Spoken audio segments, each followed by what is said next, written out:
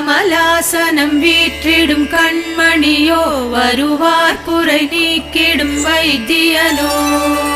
சுரிகாயுத மோகினி பாலகனே விஜயீ பவ மாமலை சபரீசனே தினம் சங்கரன் ஷண்முகன் நந்தி மகன் தரும் மௌலியை புனைவது நின் சிரமே தனபாகியம் தந்திடும் தாவளனே சரணாகதனே சபரீஸ்வரனே